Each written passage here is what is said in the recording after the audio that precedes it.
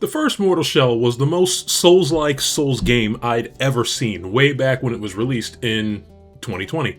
And I just found out that it was developer Cold Symmetry's debut game.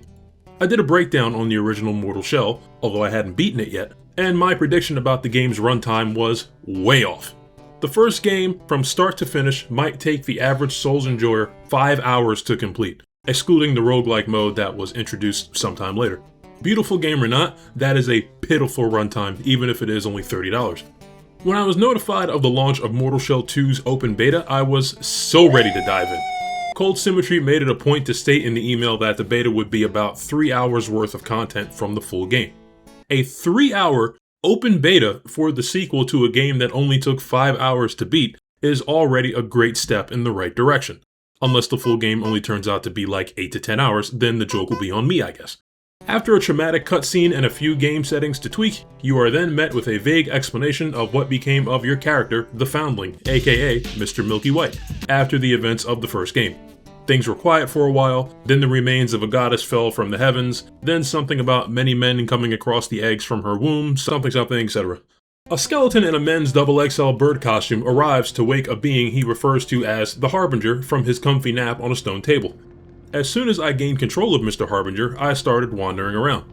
A short walk away is someone I can speak to, and based on how she's dressed and how she's acting, she is a completely normal person, and there is definitely not a cult anywhere around here. There are no robed congregants, no sacrificing livestock, no killing of anyone for ritualistic reasons, no dancing to eerie wind instruments around a burning effigy in the middle of the night, none of it. Once I'd gotten a good distance away from all those nice people, I was prompted to claim what's mine, and the Harbinger gets sucked off into oblivion, where the Undermother, the name given to the goddess whose remains smacked into the earth, gives me my first shell, Haros.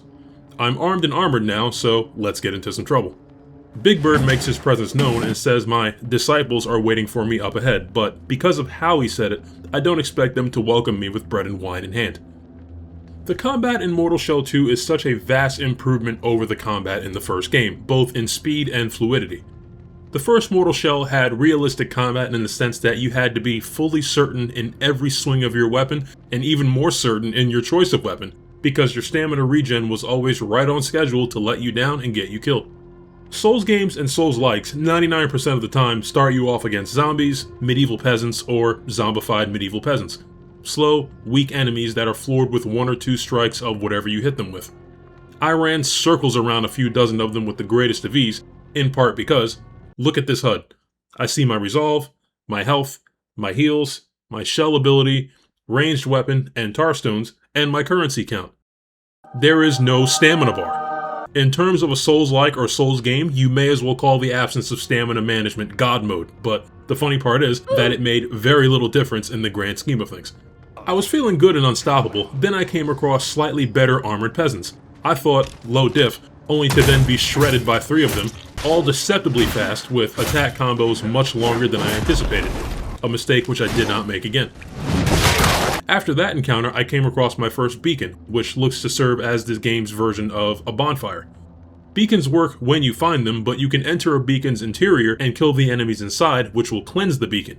The interiors also have items to find, coins to gather, and enemies to smack for gloom, so there's no downside to doing them. This beacon's interior happened to bring out a new enemy type that was trying its best to introduce a big fucking rock to my head, but sadly, I had to deny him the pleasure. In combat, you have your melee weapon for light and heavy attacks, and your sidearm for ranged attacks. Part of the combat tutorials explains that enemies are typically more susceptible to one of those 3 methods of attack, and you should figure out which one. Every time an enemy survives more than a few melee hits, I always quickfire my ranged weapon to see what that'll do. If it doesn't blow their shit smooth off, finishing them seldom requires much more of an effort. Next, you have perfect guards and parries. Perfect guards build the enemy's break gauge beneath their health, and once it's full, you can move in for a riposte, which deals a lot of damage. Parries use your equipped seal, which has a smaller window than a perfect guard, but builds the enemy break gauge much faster, and can also provide additional effects depending on the seal you have equipped. Lastly, we have tar stones. Tar stones can be slotted into equipment to provide a myriad of benefits. Passive effects that trigger buffs like lifesteal, or active effects that get mapped to the buttons on the lower right of the HUD, ranging from additional weapon attacks to elemental damage infusions. I mainly found tar stones from tough enemies or in chests inside beacons, which are easy to spot, or dungeons marked by a goopy door. The enemy types I found throughout the open beta were so much more varied than the original game, and it was great to see. After my first beacon cleanse, I found a pale-looking, definitely poisonous quadrupedal mutant, which I confirmed will apply a stack of poison to you, which damages you over time if you kill it with melee. Next was a simple enemy who thought himself a boss.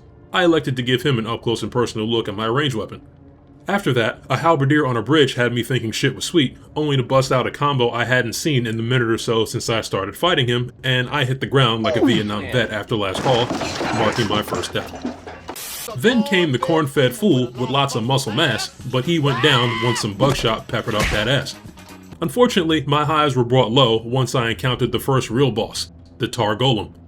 Fortunately, and unfortunately, this is one of those early game situations where the boss will almost definitely trounce you because it's scripted to, but there is a very, very slim chance you could kill him if you learn his moves fast enough.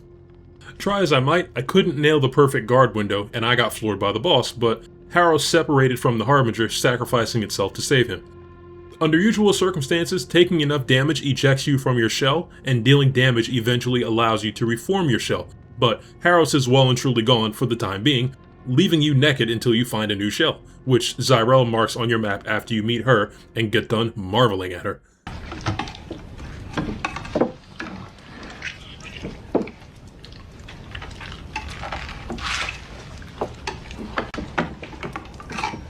Zyrel is one of the occupants of the Marrow Keep, the main hub where you upgrade weapons, upgrade your shell, practice combat mechanics, buy goods from a freakishly tall man and his not-so-friendly dog, get your feet washed by a stranger, and get yeeted at mock Jesus from the launch pads at the top of the keep towards wherever it is you want to go next. The travel animation reminds me of another game, but for the life of me, I just can't remember which one.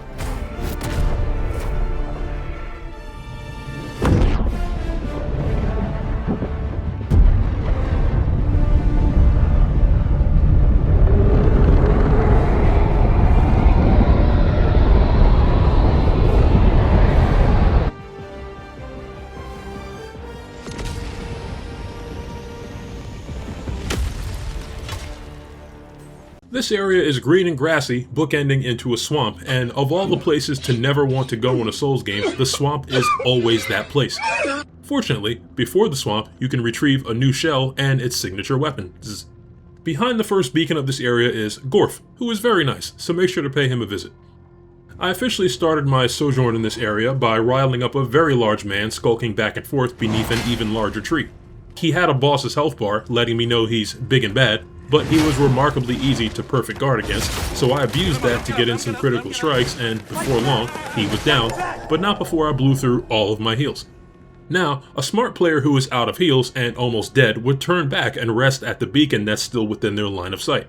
I, on the other hand, headed further beyond the tree, ending up in a minor altercation with a dozen zombie peasants all at once.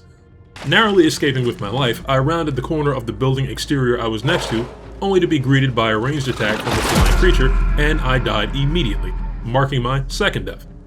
My third death was a short time later when I went snooping near a cliff, oblivious to the bear traps laid in front of me, and the animation of releasing myself from the bear trap sent Mr. Harbinger over the cliff edge.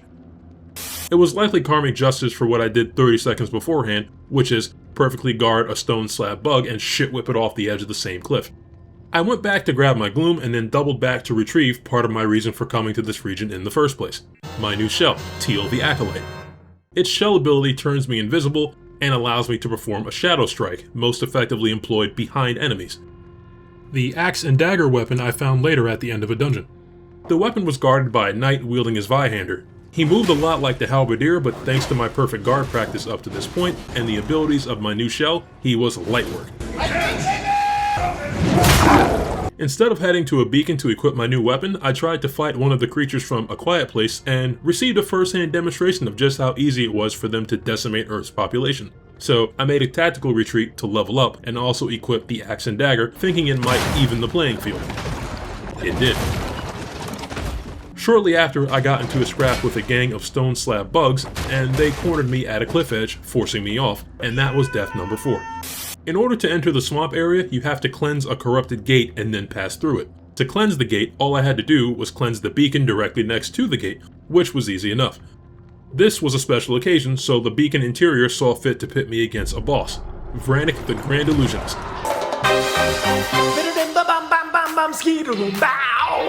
Magic's in the air. Magic's in the air. True to his name, his gimmick is spawning homing shots to pursue you, and creating clones of himself that also spawn homing shots.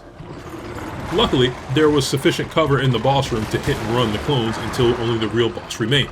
Then I promptly shut down his magic act for good. With the beacon cleansed and another handful of eggs rescued, I headed through the gate and onto the next area. This looks promising. My first hint that I wasn't in Kansas anymore is a new enemy type, a large bipedal talking frog that wields poison magic. Luckily, all it takes is a few well-timed heavy attacks to make them croak. The swamp is rainy, filthy, fungal, and fraught with all forms of poisonous dangers, so paying close attention to your remaining health is a must, even more than usual. I was making short work of any and all opposition. I even got jumped by a Spider-Man at one point, but he wasn't quick enough to put a hitch in my giddy-up. Nearing what looked to be the end of the swamp area is a shepherd, a very uniquely dressed shepherd who tries to employ his herd to do away with you. I gave the shepherd the London special and he coughed up a new Tarstone. Big Bird was waiting for me up ahead to tell me the matron will not be pleased, and although he always speaks somewhat vaguely, he hadn't been wrong about anything thus far, so I had to believe the big bad was waiting for me. The final boss of the Mortal Shell 2 open beta, this wonderful dive into what's sure to be a chart-topping, highly enjoyable exercise in inconsolable misery, conservatively punctuated with dogged victory, is Magdalena, the Lady of the Woods. A medieval Walmart shopper, and a striking resemblance to my next-door neighbor to boot. She keeps darting back and forth around the arena, and the simple act of her dashing damages you, which makes it hard to time your dodges appropriately. Which is all I could do because I damn sure couldn't parry or perfect guard her. Once you work her health down to about half, she starts summoning feral mutant babies both from her arm cannon and the swampy ground below, and those glass cannon little bastards can lunge at you from just about any distance, taking a good chunk of your health. Perfectly guarding the mutant babies is also very hard, so dodging them while taking them out and also dodging Magdalena is the strategy I stuck to for the rest of the fight. Oh, and she also regurgitates clouds of ravenous insects that follow you for a bit, obscuring your vision and damaging you as long as you remain in the AoE. Fun stuff. I would bide my time and wait for the small opening between each of her rolling assaults to hit her once or twice, and then back off to avoid her fire attacks, while also keeping the mutant babies in my POV to better avoid them. After at least 9 attempts, I finally tucked Mama Maggie into a well-deserved, stank-ass grave. I honestly hope all bosses in the full game are as uniquely grotesque as this one, because while all my deaths were annoying, dying is part of the fun, and it feels like the full game of Mortal Shell 2 is going to be a whole lot of fun. With more than a dozen eggs in tow, I ran them back to the Marrow Keep and stashed them, triggering a sequence that officially marked the end of the open beta. This game is going to be a day one buy for me, and once you play it, I don't doubt you'll come to the same conclusion. In order to make sure you still have a reason to play the beta for yourself, I left out a lot of details of what I did, what I found, where I went, and who all I preemptively murdered. I don't know if the open beta is going to stay available forever, so you should probably play it now if it interests you. If you can spare $30 or less if it happens to be on sale, I recommend you play the original Mortal Shell.